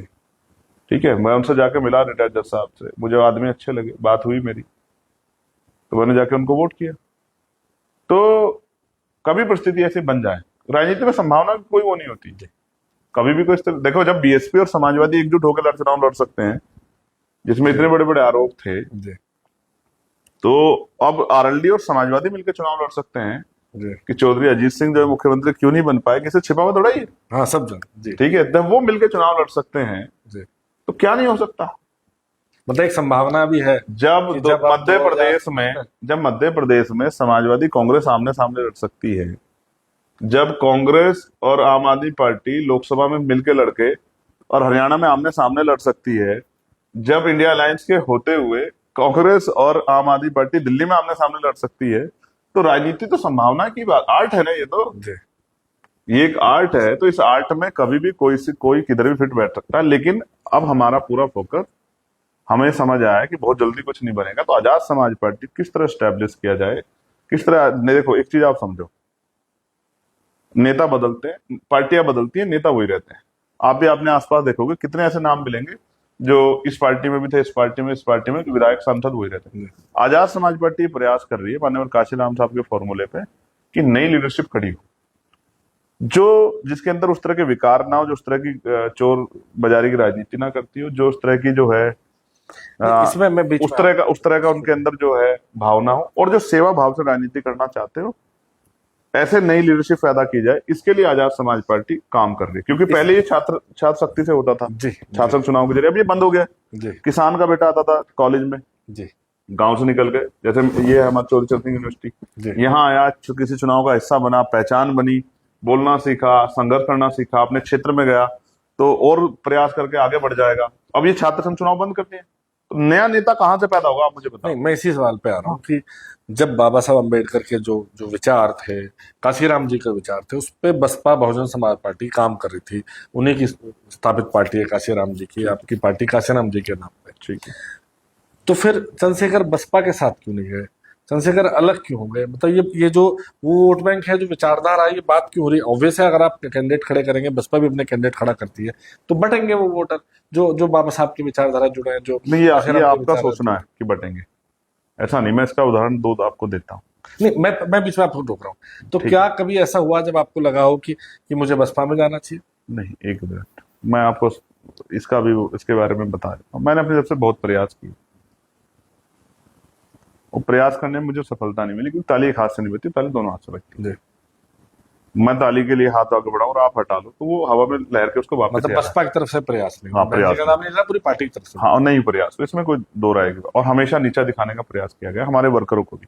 भीम आर्मी के साथियों का मैं इतना धन्यवाद देता हूँ कि आज उनकी वजह से गरीबों के मुकदमे लिखे जाते हैं, अगर उन पर अन्याय होता है और गिरफ्तारियां होती हैं, ये पहले कभी होती नहीं थी। और भीम आर्मी की देन है कि तमाम पार्टियों के नेता दौड़े दौड़े जाते हैं, कहीं कोई घटना हो जाती है, वरना हिलते भी नहीं थे। जितने मैंने घोषणा की थी, घोषणा नेता जेल में चले गए थे एक दिन पहले। ठीक है, तो मैं ये बात आपको इसलिए बता रहा हूँ क्योंकि आपने सवाल खड़ा किया एक ही विचार कर। देखिए, इसके लिए आपको ना थोड़ा सा पीछे जाना पड़ेगा। दौड़ था आरपीआई का, बाबा साहब अम्बेडकर की पार्टी थी, बाबा साहब अम्बेडकर ने बनाई थी, बाबा साहब अम्बेडकर के विजन से जुड़ी हुई थी। काशीराम साहब उसमें काम करना चाहते थे, आरपीआई के लोगों ने मौका नहीं दिया, तो काशीराम साहब ने अपना दल बनाया बीएसपी के रूप में। अब अगर इसको देखा जाए, और आप सोचो मेरी जगह स्टूडियो में साहब काशीराम बैठे होते, आप उनसे कहते साहब आपने आरपीआई के रहते अपनी पार्टी क्यों बनाई, वो तो बाबा साहब की पार्टी थी, तो बाबा साहब का विजन था। तो फिर आज 4-4 बार सत्ता का सुख उत्तर प्रदेश के लोग कैसे मिल पाता? साहब काशीराम अपनी योग्यता को कैसे समाज के बीच में लेके आ पाते? इतना बड़ा नेतृत्व कैसे खड़ा होता है, इतना बड़ा आंदोलन कैसे खड़ा होता है? हर आदमी में क्षमता होती है। तो साहब काशीराम ने मजबूरी में दल बनाया, और दल में मेहनत, अपना अनुभव झोंका, और वो दल एक समय ऐसा हुआ कई स्टेटों में सरकारें किस कौन बनेगा ये तय करने में काशीराम साहब का रोल था, किसको जिताना किसको हराना इसमें रोल था। जी और कई जगह एमपी एमएलए जीते, पूरे देश में आंदोलन खड़ा हुआ, राष्ट्रीय पार्टी बनी 12 साल के अंदर। अब यही प्रक्रिया, इसी प्रक्रिया में ये समझिए इसका सेकंड थर्ड फेज आया। अब बीएसपी ने दरवाजे बंद किए तो आजाद समाज पार्टी बनी, और आजाद समाज पार्टी ने 5 साल के अंदर ही चौथे साल में अपने आप को साबित किया। हालांकि वो 2023 में भी कर देती। मध्य राजस्थान में हमारे 3 एमएलए 5, 7, 11 हजार के अंतर से हारे हैं। मध्य प्रदेश में भी एक एमएलए हमारा इतने अंतर से हारा है। महाराष्ट्र में भी एक एमएलए हमारा 4000 के अंतर से हारा है। 22 राउंड तक आगे चलता रहा। तो आजाद समाज पार्टी 3 साल में खुद को साबित कर देती, लेकिन वो परिस्थिति नहीं बनी, क्योंकि जीत से ही माका जाता है। तो आजाद समाज पार्टी ने तो 2024 में अपने आप को साबित कर दिया कि 2 सीटों पर लड़के एक में जीत गई और दूसरी सीट पर 80,000 ज्यादा वोट ले लिए। तो आजाद समाज पार्टी ने तो कि जनता में क्या, उनके प्रति क्या विचार, क्या विश्वास है, इसके लिए वो बटन दबा है। तो बटन ने तो साबित कर दिया कि आजाद समाज पार्टी लोगों के दिलों में जगह बना गई। जब आप प्रयास करें तो बहन जी से बात हुई तो नहीं हुई, नहीं, और फिर आपकी प्रयास आज करने तक बंद कभी- कर दिए। अभी आपकी आज तक भी बहन जी से बात हुई? नहीं। और अब प्रयास करने बंद कर दिए, क्योंकि जब मैं प्रयास नहीं, करता हूं, अब आपका एक बड़ा आधार है कि उधर से प्रयास हुआ, जैसे आप कह रहे हैं सपा से कुछ लोगों ने कोशिश नहीं की। हुई। और देखो, बसपा मैं में कुछ इस लोग- यूपी में इसका एक और उदाहरण बताता हूँ। समाजवादी पार्टी में एक ही परिवार में 2 अलग अलग दल बने, जी। और वो पार्टी भी चुनाव लड़ी, वो भी चुनाव लड़ी, लेकिन बड़े बड़े पैमाने पर लोग जो लोग संघर्ष करते उन्हीं के साथ गए। जी। और बाद में तो वो तो परिवार एकजुट हो गया। जी। जब वो परिवार एकजुट हुआ तो मैंने भी काफी प्रयास किए कि ये वाला परिवार भी एकजुट हो जाए।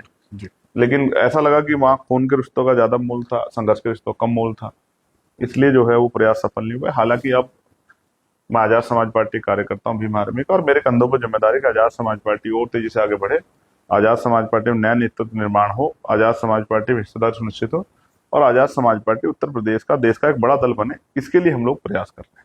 राजनीति संभावनाओं खेल है, आपने बताया। यस। आपकी और जयंत चौधरी की दोस्ती पे बीच बीच बातें आती रही हैं, बड़े अच्छे आप में विचार भी हैं, मित्रता दोस्ती है, वो भाजपा के साथ हैं, आप भाजपा के खिलाफ हैं, तो ये दोस्ती के मायने क्या? हाँ, ये बड़ा, मतलब आपको लगा हो कि आपने बड़ा शानदार सवाल किया, लेकिन मैं समझता हूँ ये बेबुनियाद सवाल है। मैं इसको स्पष्ट करूंगा। देखो, अभी जी। इंडिया अलायंस जब बना जी। तो इंडिया अलायंस में एक बहुत शानदार शेयर होल्डर थे, उनका नाम था नीतीश कुमार। जी। तो नीतीश कुमार लालू जी के साथ कई बार गए, मुख्यमंत्री बने, जी। कई बार बीजेपी के साथ गए, मुख्यमंत्री बने। जी। अब नीतीश कुमार इंडिया अलायंस के सारे मीटिंग्स में थे। जी। अचानक से नीतीश कुमार वापस बीजेपी के साथ चले गए। जी। उनको किसी ने किसी पार्टी का एजेंट नहीं कहा, कुछ नहीं कहा, वोट कटवा नहीं कहा, कोई बात नहीं कही। और यहां आप मुझसे कह रहे हैं कि जयंत चौधरी जो इंडिया अलायंस का हिस्सा थे वो चले गए, तो आप मुझसे कह रहे हैं कि दोस्ती के आज नीतीश कुमार वापस आ जाए। अभी चुनाव चल रहा, सारे लोग कह रहे हैं कि नीतीश कुमार जी को वापस आ जाना चाहिए, आरजेडी के साथ अलायंस कर लेना चाहिए, बीजेपी ने उनको ये कर दिया, वो कर दिया। अगर वो आ जाए, सोचो, नहीं, मैं एक मिनट, तो लोग क्या कहेंगे, मास्टर स्ट्रोक हो गया भाई, नीतीश कुमार ने सबको वो कर दिया। राजनीति है। इस आरएलडी पहले भी कई बार बीजेपी के साथ जाके चुनाव लड़ चुकी है। नहीं, देखिए, आपको जानकारी है ना? आपने जैसे कहा, एक मिनट, जानकारी है नहीं, पहले जी बताइए। बिल्कुल। और कई बार आरएलडी के बड़े नेता केंद्रीय मंत्री भी बने हैं जी। सरकार, वो कांग्रेस के साथ भी जाके मंत्री बने। मान लिया। अच्छा, 2019 में यही आरएलडी बीएसपी समाजवादी के साथ भी अलायंस करके चुनाव लड़ी है नहीं लड़ी है। 2022 के विधानसभा चुनाव में समाजवादी और ये जो अलायंस था इसमें भी रही है। तो मेरी दोस्ती तब भी थी, मेरी दोस्ती आज भी है। हाँ, मैं देखिए, आपने जो कहा कि इसको आप राजनीति से क्यों जोड़ना चाहते मैं इसलिए देखिए, राजनीति में जब आप आ जाते हैं सार्वजनिक जीवन में, तो आपके जितने भी रिश्ते नाते संबंध है वो आपके राजनीति के हिसाब से माने जाते हैं, तोले जाते हैं। क्योंकि बात लगातार आ रही है, जयंत चौधरी आपके बीच में एक अच्छी बॉन्डिंग है। तो ऐसे में जब संभावनाओं की बात आप कर रहे हैं, अब आपने ये तो बात तय होगी, क्लियर होगी, अगर जयंत चौधरी भाजपा छोड़ के चले आएंगे। अच्छा, सोचो कल वो भाजपा छोड़ के आ जाए तो फिर दोस्ती हो जाएगी। मैं क्या कह रहा हूँ, तो दोस्ती हो जाएगी। आपने क्या कहा, आप खुद सोचो। तो दोस्ती होने की संभावना अगर वो कल छोड़ के आ जाए, जी भाई कुछ भी संभव है ना जी, देन फिर आप क्या कहोगे? तो दोस्ती होने की संभावना और कल फिर वो फिर चले जाए? नहीं, आप अगर देखो, उनका दल है, अगर वो छोड़ के चले आए तो आपकी उनकी दोस्ती बिल्कुल हो सकती है, बिल्कुल हो दोस्ती तो अभी भी है, आप मानते हैं बिल्कुल हो सकती है, आपकी दोस्ती है, राजनीतिक दोस्ती हो सकती है। व्यक्तिगत मेरी किसी से कोई हिंसा नहीं है, कोई मेरे मन में कोई इस तरह के भाव नहीं। मैं संतों गुरुओं को मानने वाला व्यक्ति हूँ। आपके उन्हीं की पार्टी के एमपी हैं चंदन चौहान, मेरे बहुत अच्छे रिश्ते हैं उनसे, बिल्कुल भाई के रिश्ते हैं। ये बात मैं आपको इसलिए कह रहा हूं कि कल अगर वो आ जाए तो वो जिस वैचारिक में आ जाए वहां मेरी राजनीतिक दोस्ती नहीं हो सकती, जी इसलिए दूरियां है। कल वो उधर से इधर आ जाए तो राजनीतिक दोस्ती भी हो जाएगी। ये कोई बहुत बड़ा काम थोड़ा ही है, आप बताओ, ये कोई बड़ा ये काम? पश्चिम के लिहाज से बड़ा काम होगा, इसलिए मैं आपसे बोल और मैं आपसे पश्चिम की कह रहा हूं, राजनीति में जो है। मैं फिर ये कह रहा हूँ, उनके वोटर्स में भी नाराजगी है। हाँ उनका एक जो बड़ा वोटर है किसान, वो नहीं चाहता था कि भारतीय जनता पार्टी के साथ वो जाए। मैं आपको सच कह रहा हूँ, मैं तो रहता हूँ ना क्षेत्र में रहता हूँ, मुझे तो पता है। तो मैं फिर लोगों किस से मिलता हूं। मजबूरी में जयंत चौधरी चले गए, आपको क्या लगता है? भाई ये तो मुझे क्या आधार है उन पर टिप्पणी करने का भाई? उनकी अभी पार्टी है, उनको जो सही लगा, जिस तरह की सिचुएशन थी, उनको जो महसूस हुआ, उन्होंने इस तरह निर्णय लिया। भाई मैं उन पर काहे को टिप्पणी करूं? पंचायत चुनाव लड़ेगी आपकी पार्टी? हाँ, पूरी मजबूती से, इतनी मजबूती से कि जब पंचायत चुनाव का रिजल्ट आएगा तो आप मेरी बात को देखना, हो सकता है सरकार पंचायत चुनाव को और पीछे ना कर तो दे। उन्हीं उन्हीं मतलब आप चूंकि व्यक्तिगत दोस्ती है तो मैं दोस्त तो कहूंगा, व्यक्तिगत दोस्त, उन्हीं दोस्त की पार्टी ने भी घोषणा, मतलब जयंत चौधरी जी की पार्टी ने भी घोषणा की है कि वो भी पंचायत चुनाव लड़ेंगे और भाजपा से अलग होकर लड़ेंगे। तो ऐसे में तो अगर तो वहां क्या कुछ मेल संभव होगा या फिर बिल्कुल नहीं, अलग होगा? कोई उस तरह का चुनाव है ही नहीं है ना। जी अब आप समझो, वो जिस अलायंस में है, वो कह रहे हैं मैं उनसे अलग होकर लड़ूंगा, तो ये अब आप समझो ना कि अलायंस में रहते हुए अपनी पार्टी का हित जरूरी होता है ना। जिस तरह के पंचायत चुनाव में अगर जिला पंचायत के खासतौर से महत्वपूर्ण चुनाव होते हैं, अध्यक्षों के महत्वपूर्ण चुनाव होते हैं, ब्लॉक प्रमुख के चुनाव महत्वपूर्ण होते हैं, पिछले कुछ समय में देखा गया कि चुनाव ज्यादातर निर्विरोध हो गए, इन पे चुनाव ही नहीं हुआ। नहीं नहीं, निर्विरोध नहीं है, डंडे के दम पे हुए, सत्ता के दम पे हुए। जब एसएसपी और डीएम जाके कहता है जिला पंचायत सदस्य को कि तेरे खिलाफ मुकदमा लिख दूंगा, तुझे जेल भेज दूंगा, तेरी फाइल खोल दूंगा, तो वो करेगा क्या? मरेगा क्या? नहीं नहीं, तो पहले भी होता रहा है कि अब नया क्या? पहले भाई की हम सरकार। पहले नहीं थे राजनीति में, जब हमने सही तरह राजनीति करनी सीखी, होश संभाला, तो हम देख रहे हैं जी बागपत में क्या हुआ, आपने देखा? जी वो व्यक्ति कहाँ है? एक महिला जाके ऐसे घूंघट करके जाके वो नॉमिनेशन वापस ले लेती है। जी। मतलब आप देखो ना, क्या नहीं देखा? जिनका जिस जिले में 2 मेंबर नहीं, वहां जिला पंचायत अध्यक्ष बन गया है। तो इस बार अब कैसे लड़ेंगे? व्यवस्था तो वैसी रही। आजाद समाज पार्टी ताकत बना रही है, और आजाद समाज पार्टी का झंडा डंडा दोनों मजबूत है, भीम आर्मी का मजबूत संगठन है। कुछ भी करने से पहले अधिकारियों को सोचना पड़ेगा, सत्ता तो बदल जाएगी। आज गलत कर लेंगे तो कल भी तो यहीं रहेंगे प्रदेश में, कि चले थोड़े जाएंगे। आपने शुरू में बताया आप क्रिकेटर बनना चाहते थे। इन दिनों क्रिकेट पिछले 2-3 दिनों से बड़ा चर्चा में है, एशिया कप जीता भारत, हाथ नहीं मिला, ट्रॉफी नहीं ली। आपका क्या कहना है इस बात पे? भारत को एशिया कप खेलना चाहिए था, और अगर खेलना चाहिए तो क्या हाथ मिलाना देखो, चाहिए था? पहले दिन जब, क्योंकि नाराजगी बहुत थी पहलगाम को लेके, जी तो मैंने साफ रूप से कहा नहीं खेलना चाहिए। जी लेकिन फिर मैं समझता हूँ कि स्पोर्ट जो है, स्पोर्ट स्पिरिट एक अलग होती है। स्पोर्ट से देश की नीति निर्धारण नहीं होते हैं। जो नाराजगी हमारी है, जो अन्याय हमारे लोगों के साथ, परिवारों के साथ हुआ, वो नाराजगी हमारी आज भी है, वो रहेगी। हमारे नाराजगी तो इस बात पे सरकार से भी है कि इतना मजबूत समय था, देश साथ खड़ा था, विपक्ष भी आपके साथ खड़ा, तो आपको चाहिए था कि जो जिसका नारा लगा के आप आए थे कि वो पाक अधिकृत कश्मीर वापस लेंगे, तो उसको ले लेते। जिस तरह आप मीडिया के लोगों ने तो रात रात में हमें पता नहीं कहाँ कहाँ पहुंचा दिया था, इस्लामाबाद पहुंच गए, कराची पहुंच गए। आपने कुछ मीडिया को बोला, आपने मतलब समझे नहीं, मैंने आपका मतलब ये है, सम्मान के तौर पे कह रहा हूँ। आप बताओ, जी चिंता बढ़ गई, रात को हम लोग 2 बजे तक सो नहीं पाए। कहें कराची पहुंच गए, और इस्लामाबाद पहुंच गए, पेशावर पहुंच गए, लाहौर पहुंच गए, तो हम समझ ही नहीं पा रहे थे कि यार पाकिस्तान में जो बैठ कर देख रहा होगा वो कितना असर होगा हमारे ऊपर। आप ये समझो, इतना स्तर गिर गया है मीडिया का कि उसको देश की सुरक्षा, देश के लिए इतना गंभीर इशू कि जहां जंग जैसे हालात हैं, वो उसको मजाक ले रहा है, एंटरटेनमेंट ले रहा है, टीआरपी के तौर पे ले रहा है।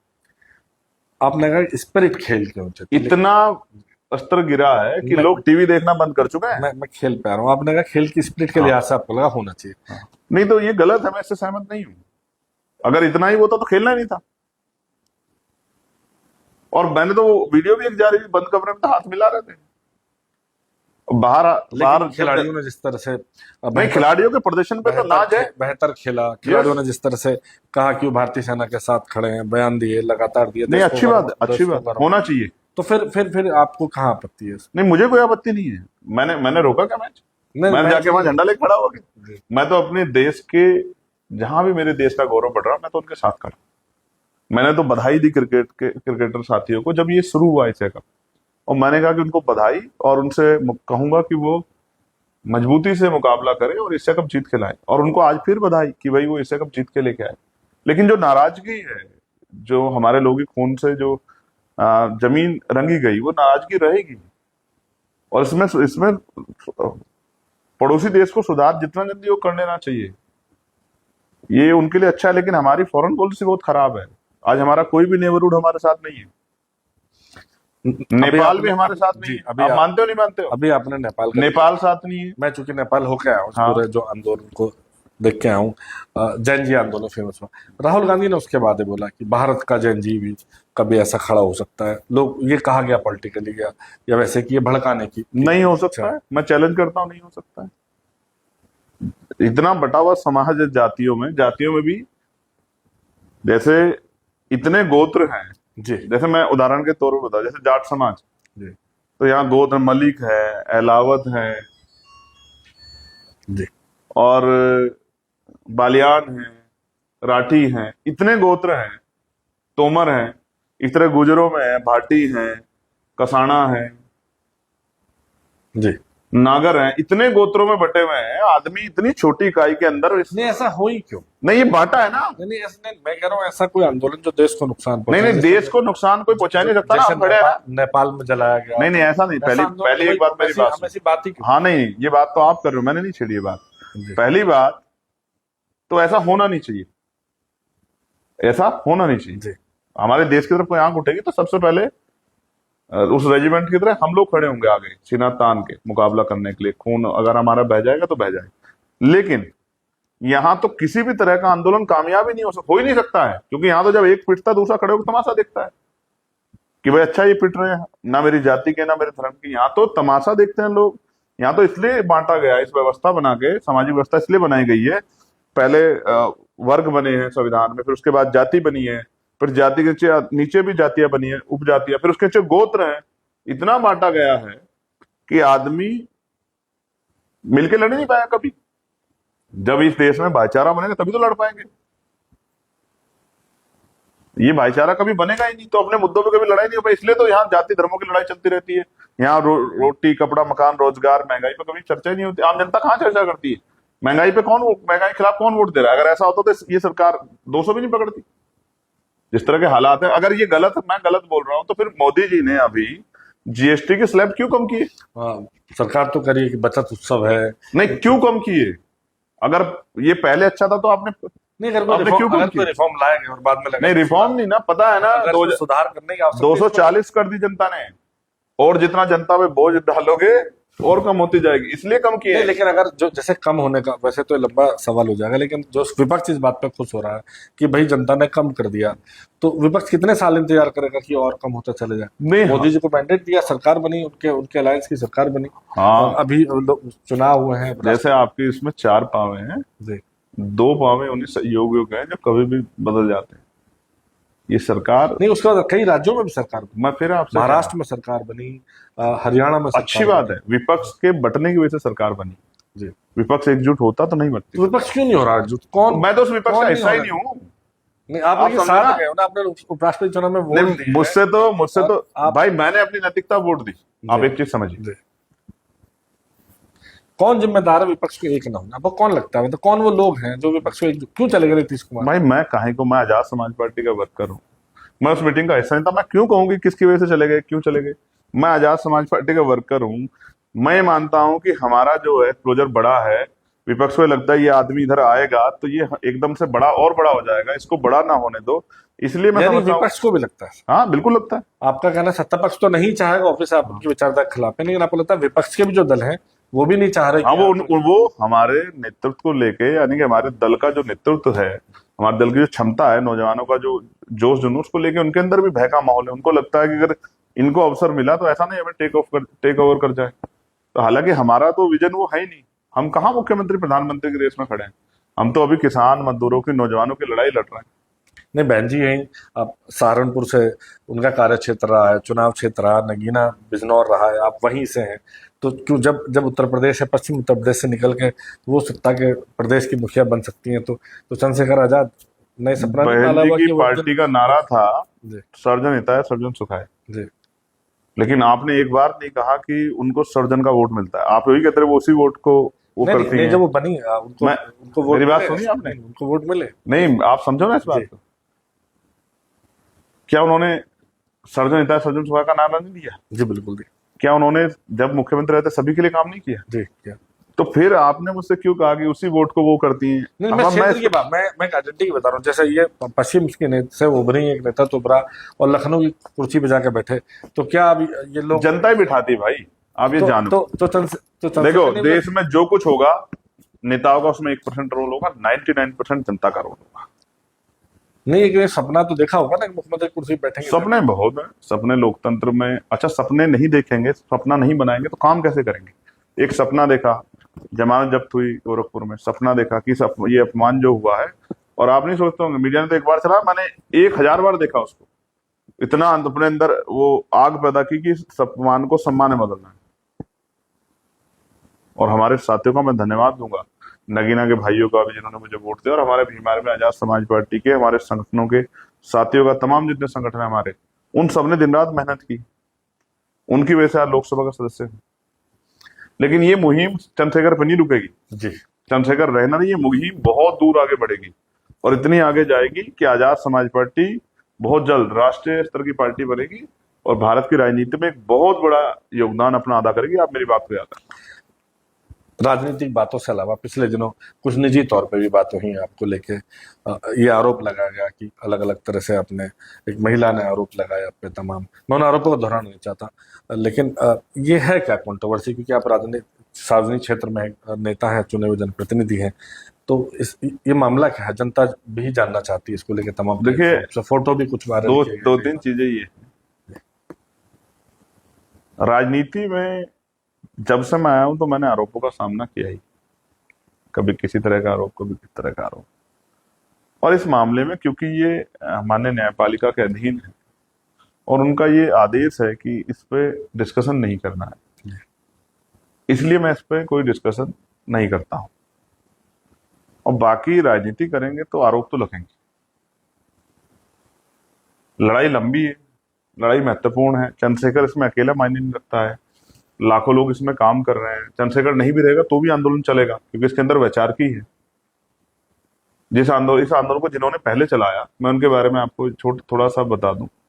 पहले ही राष्ट्रपिता ज्योतिबा फुले ने चलाया, वो महाराष्ट्र के रहने वाले थे। फिर बाबा साहब अम्बेडकर ने चलाया, वो मध्य प्रदेश के रहने वाले थे। फिर मान्यवर काशीराम साहब ने चलाया, वो पंजाब के रहने वाले थे। फिर बहन जी ने चलाया, वो उत्तर प्रदेश के रहने वाले थे। ये एक आंदोलन है। इस आंदोलन में हमने ये सुनिश्चित किया है कि ये व्यक्ति तक सीमित ना रहे, ये वैचारिक आंदोलन है। जैसे मैं आपको बताता हूँ, हमारे यहाँ मैंने लेटर जारी किया, लोगों को पता नहीं अजीबोगरीब लगा लेटर, कि कोई किसी के पैर नहीं छुएगा।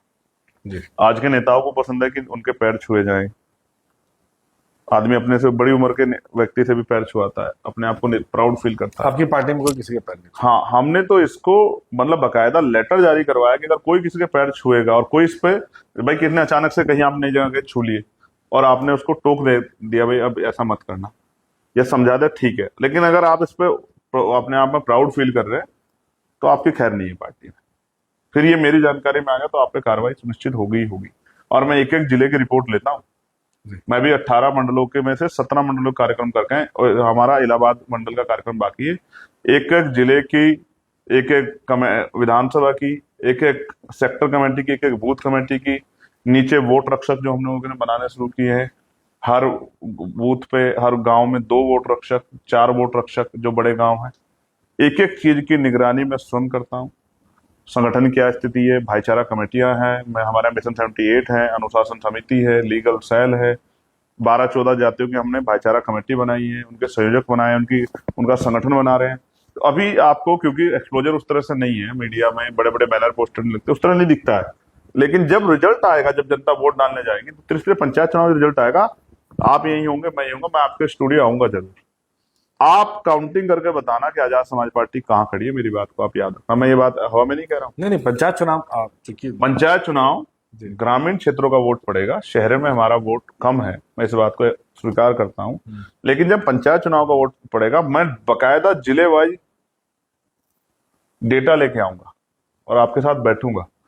आप समय देना, आधा घंटा 1 घंटा उस पर डिस्कशन करेंगे। मैं दिखाऊंगा कि आजाद समाज पार्टी ने पिछले 3-4 सालों में कितनी मेहनत की है भीम आर्मी आजाद समाज पार्टी के नीचे कार्यकर्ता ने, और कितना काम करके लोगों के दिलों में जगह बनाई है। आजाद समाज पार्टी कहाँ खड़ी है, इसका मैं आपको उदाहरण उस वोट के आधार पर देकर दिखाऊंगा। चंद्रशेखर भाई, बहुत बहुत शुक्रिया इन सब बातों के लिए। बहुत बधाई, शुभकामनाएं आपको चुनावों के लिए, पंचायत चुनाव के लिए। ऐसी कुछ चर्चाएं कुछ और राजनीतिक हस्तियों के साथ आगे भी करते रहेंगे। तब तक देखते रहिए अमरउजाला.com। अगर आप ये वीडियो YouTube पर देख रहे हैं तो हमारे चैनल को सब्सक्राइब करें और बेल आइकन को दबाना ना भूलें। अगर आप Facebook पर ये वीडियो देख रहे हैं तो हमारे पेज को लाइक करें।